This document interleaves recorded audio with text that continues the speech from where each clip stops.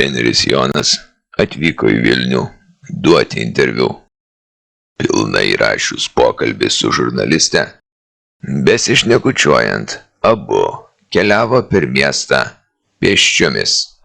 Linksmai ėjo, daug juokėsi, džiaugėsi. Galiausiai jie atėjo iki vietos, kur stovėjo žurnalistės automobilis. Likus keliem žingsniam, iki kol moteris galės įsėsti į savo mašiną ir išvažiuoti, Jonas kavinės lange pamatė Jolantos veidą. Ji atrodė susirūpinus ir didelis šurmulys matėsi pro langą viduje. Jolanta lyg ir nešiojo maistą klientam.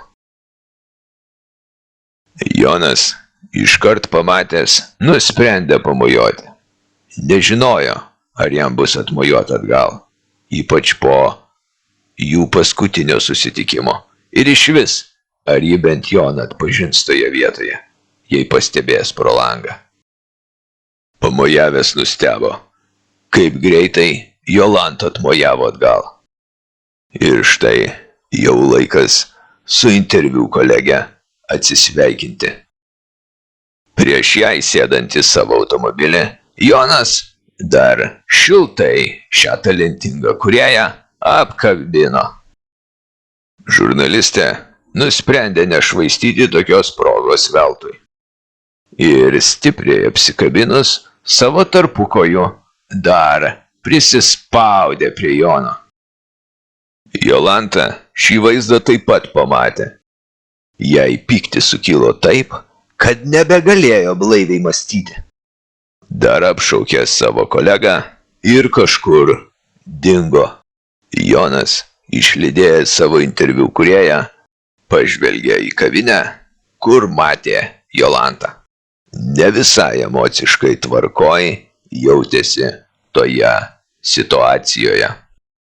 Lyg būtų liūdesys dėl neišsakytų dalykų ir neišsiaiškintos situacijos. Taip pat ta proga, kad atvyko į Vilnių, norėjo susitikti su savo draugu Antanu. Su juo buvo nesimatę nuo pat praeitos vasaros saviugdos festivalio, kai gausiai susipažino per bendras veiklas tenai. Kadangi Jolantos kavinėje nebesimatė, nusprendė paskambinti Antanui, paklausti, gal norėtų kartu papietauti ir pabendrauti. Iš Antano gavo informaciją, kad jis yra netoliese ir mielai susitiktų su Jonu. Abu sutarė, kad išmėgins šią kavinę, kur matė Jolantą. Antanas ne visai žinojo, kaip tą vietą pasiekti. Tad paprašė Jono ateiti jo pasitikti iki parkavimosi aikštelės, kur pasistatys savo automobilį. Po 15 minučių abu jau sėdėjo kavinėje. Jolantos kolega aptarnavo vyrus. Viską suvalgius, Jonas pasakė, kad sumokės už abu ir pakilo eiti prie baro, kur stovėjo Jolanta. Atsiskaitė mokėjimu grynais ir pasakė, kad labai žavisi jo savybę, kurios pagalba ši moteris užkalbino Joną ir pakvietė kartu eiti pasivaikščioti. Jolanta nesakė nei žodžio, jos veide nesimatė emocijų. Ji pradėjo jausti didžiulį lengvėjimą savo krūtinėje. Jonas žinojo, kad elgėsi teisingai, tad tęsė toliau. Padėkojo už skanų maistą tokioj netikėtoj vietoj. Paminėjo, kad vaikystėje ypač mėgo bulvinius blynus.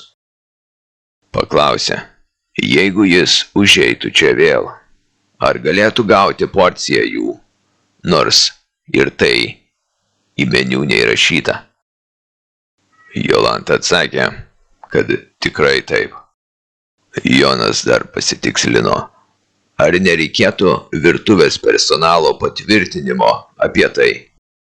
Jolanta pasakė, kad jeigu virtuvės šefas negalės, ji pati pagamins, kadangi yra kavinės bendras savininkė. Šį kartą abu nepamiršo apsikeisti kontaktiniais duomenimis. Ir Jonas su didžiuliu energingumu patenkintas judėjo link Antano, kuris jau buvo susiruošęs eiti bendraujant toliau. Po savaitės Jonas gavo iš Jolantos žinutę, kad nuo šiol bulviniai blynai yra įtraukti į kavinės meniu. Ir net jeigu Jolantos nebūtų vietoje, personalas juos profesionaliai paruoš. Jonas savo atsakymę parašė, kad vien dėl bulvinių blynų kažin ar vyktų dabar į Vilnių, tačiau dėl susipažinimo su Jolanta būtų verta. Tada pakvietė ją eiti pasivaikščioti gražiausiamis gamtos vietomis, kokie žinojo ir labai mėgo Vilniaus mieste. Jolanta sutiko ir neužilgo įvyko jųdviejų pirmasis pasimatymas. Pora tęsė tokius susitikimus, iki kol Jolantai pavyko surasti tinkamą personalą, kuris sėkmingai galėtų atlikti jos pareigas kavinėje. Tuomet Jolanta persikėlė gyventi kartu su Jonu.